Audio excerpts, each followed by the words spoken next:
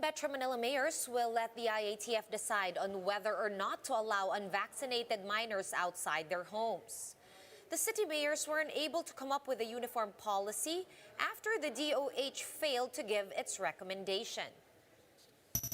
Fully vaccinated travelers from green list countries may now skip quarantine and additional testing protocols if they can present a negative swab test 3 days prior to departure. President Duterte's spiritual advisor, Pastor Apollo Quiboloy, is facing sex trafficking charges in the United States. The Justice Department says there is still no extradition request from the U.S.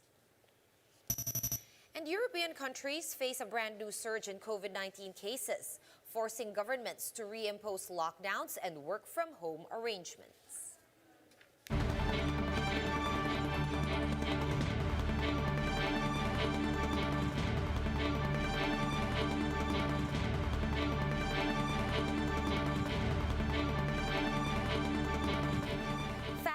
Focused and fearless. Here's a roundup of stories we're watching now. I'm Sean Yao. Metro Manila LGUs will have to come up with their own guidelines on allowing minors outside, at least for now, as mayors failed to craft a uniform policy. Greg Gregorio with the report. Metro Manila mayors reached a deadlock in coming up with a uniform policy on allowing children aged 11 and below outside their homes. President Rodrigo Duterte had earlier urged them to regulate the movement of minors, even with the capital under alert level 2.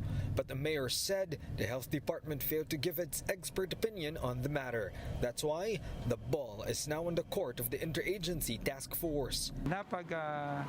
Pagkasundoan ng mga Metro Manila mayors na napapaubaya, hihintayin yung magiging panukala at rekomendasyon ng IATF. The health department insists that going to malls or any other crowded areas was never part of their considerations in allowing children to go out of their households under lower alert levels, such as the current alert level 2 over Metro Manila, which according to them is something that the LGUs and the parents must also consider. The DOH said minors have been allowed outdoors with the assumption that it's for outdoor exercise, interaction with peers, and daily dose of sunlight. This leaves the burden of responsibility to parents. Now, going to the malls, going to crowded areas, sana po i-avoid muna yan ng ating mga magulang. Napakataas pa rin po ng tsansa na maaari magkasakit ang ating mga kabataan. With no uniform guidelines agreed upon, another meeting is in the offing. In the meantime, local government units have the discretion to implement their respective policies on minors. Marikina City is looking to keep children indoors, but for Quezon City, they already need a breath of fresh air. Bakit paparusahan natin ang mga bata na matagal na naka-lockdown at ayon sa mga datos ay nakaka-apekto na sa kanilang mental health? Belmonte is instead pushing for stricter adherence to health protocols, especially in confined spaces like in malls. For News 5, Greg Gregorio, we are One News. The IATF has released new quarantine and testing protocols for Filipino and foreign travelers coming in from green list countries. Fully vaccinated Filipinos from these countries may undergo quarantine and take an RT-PCR test until the release of their negative results. They also have the option to present a negative swab test result taken 72 hours prior to departure in order to forgo quarantine and on-arrival testing. Meanwhile, fully vaccinated foreigners are required to follow the test before travel requirement. In doing so, they will no longer be required to get tested upon arrival and undergo quarantine. Included in the green list countries are Hong Kong, Indonesia, Japan, and Taiwan. Other green list countries are now being flashed on your screens.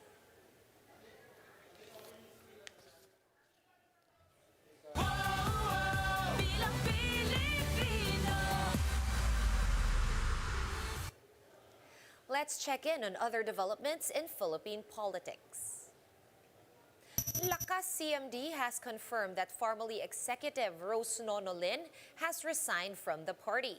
Lin was supposed to run as Quezon City's 5th District Representative under the slate of Congressman Mike Defensor. The party says Lin's candidacy will be withdrawn. President Duterte has rejected a possible alliance with Lakas CMD, the party chaired by his daughter, Davao City Mayor Sara Duterte. The president says he has no faith in the skills of Sara's running mate, Bongbong Marcos. President Duterte even referred to the former senator as a weak leader. And the Commission on Elections clarifies that substance abuse is not considered grounds for qualification. Spokesman James Jimenez said they have tried to require candidates to submit negative drug test results, but this move was blocked by the Supreme Court. We'll be back with more stories after this quick break. Keep it here on One News.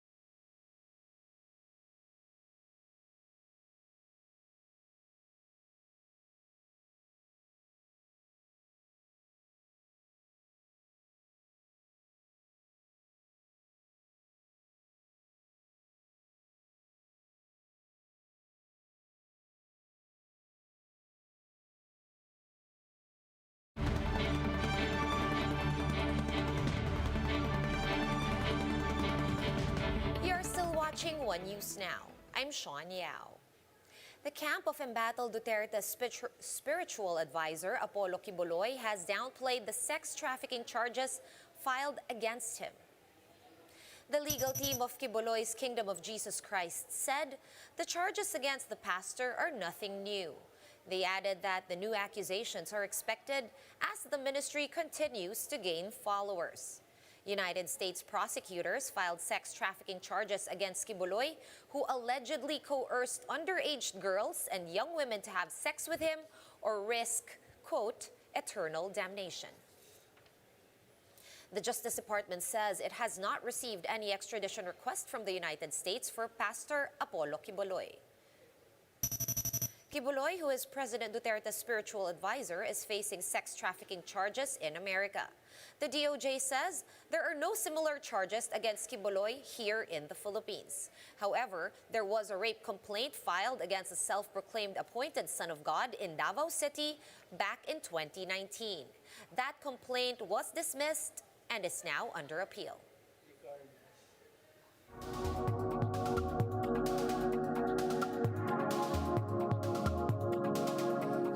Countries are now fighting a brutal fourth wave of COVID-19.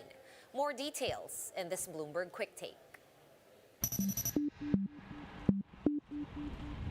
Hi there, this is Fred from the Netherlands.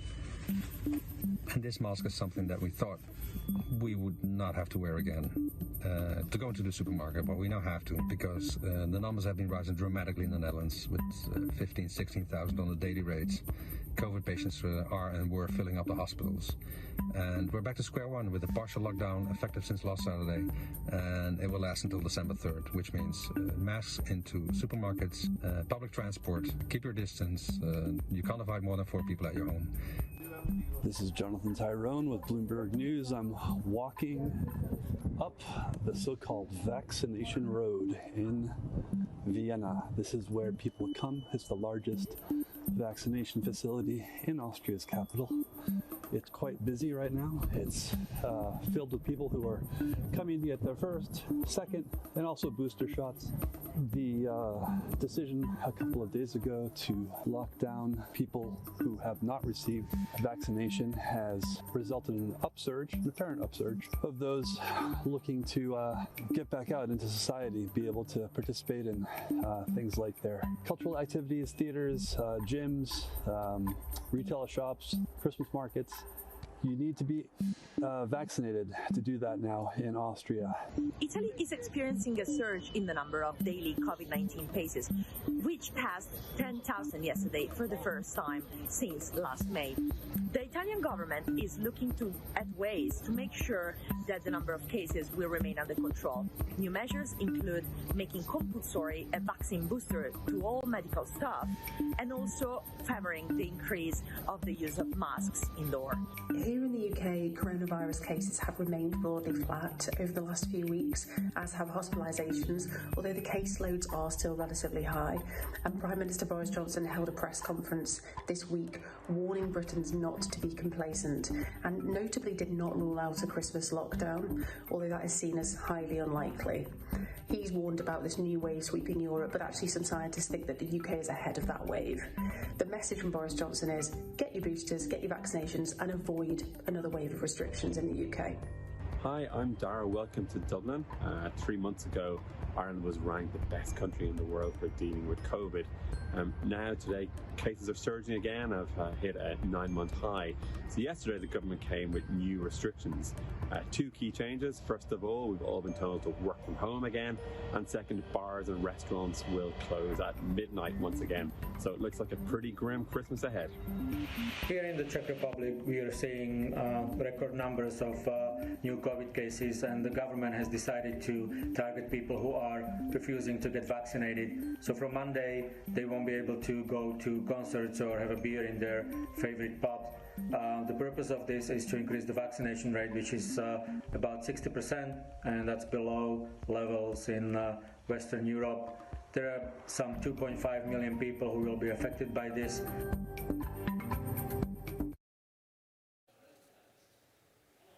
Let's now take a quick look at today's other top stories. Cebu City Mayor Edgar Labella died this morning from septic shock secondary to pneumonia. The 70-year-old mayor has been on medical leave for months due to his health condition. Labella served as mayor of Cebu City since 2019.